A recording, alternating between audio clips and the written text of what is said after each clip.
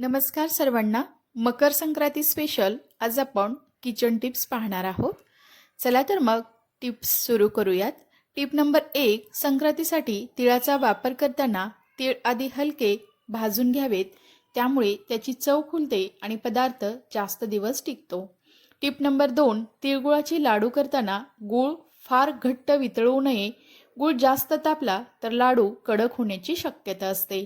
Tip number 3, पांढरे आणि काळे दोन्ही तीळ वापरल्यास लाडूची पौष्टिकता वाढते आणि लाडूंना छान असा रंग येतो.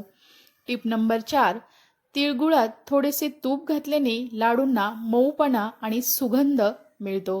टिप नंबर 5, तिळाची चटणी करताना लसूण कमी प्रमाणात वापरावा, म्हणजे तिळाची मूळ चव टिकून राहते.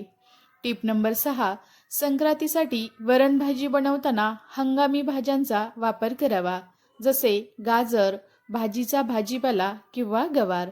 टिप नंबर 7, पुरणपोळी करताना पुरण पूर्णपणे थंड झाल्यावरच पोळ्या लाटाव्यात, त्यामुळे पोळी अजिबात फुटत नाही.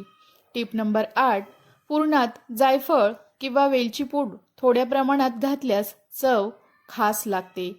टिप नंबर 9, संक्रांतीला खीर बनवताना साखरेऐवजी गूळ वापरल्यास आरोग्यदृष्ट्या अधिक फायदेशीर ठरते. टिप नंबर 10, तिळाची भाजी करताना तीळ बारीक न वाटता थोडेसे जाडसर ठेवावेत, त्यामुळे ते चावायला अगदी छान अशी त्याला चव येते. टिप नंबर 11, संक्रांत स्पेशल कोशिंबिरीत डाळिंबीचे दाणे घातल्यास रंग आणि चव दोन्ही वाढतात. टिप नंबर 12, बाजरी किंवा ज्वारीची भाकरी करताना पीठ कोमट पाण्यात मळल्यास भाकरी मऊ होते. टिप नंबर 13, संक्रांतीसाठी तिळाचे कूट घरीच तयार केल्यास ते जास्त ताजे आणि स्वादिष्ट लागते. टिप नंबर 14, तिळगुळ वाटताना गूळ किसून घेतल्यास तो तिळात नीट मिसळतो.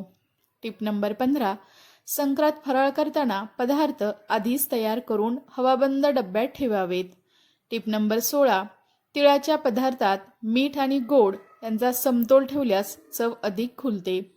टिप नंबर 17, संक्रांतीच्या दिवशी पदार्थ बनवताना शांत आणि आनंदी मनाने स्वयंपाक करावा, त्यामुळे पदार्थाला वेगळीच चव येते. टिप नंबर 18, लाडू बनवताना हाताला थोडेसे तूप लावल्यास लाडू व्यवस्थित वळतात. टिप नंबर 19, संक्रांत खास पेय म्हणून गुळाचे ताक किंवा दूध बनवता येते, जे पचनासाठी चांगले असते. टिप नंबर 20, संक्रांतीसाठी पदार्थ बनवताना पारंपरिक पद्धती जपल्यास सणाची खरी मजा अनुभवता येते. व्हिडिओ आवडल्यास दीपाज किचन या यूट्यूब चॅनेलला लाईक, शेअर आणि सबस्क्राईब करा. धन्यवाद.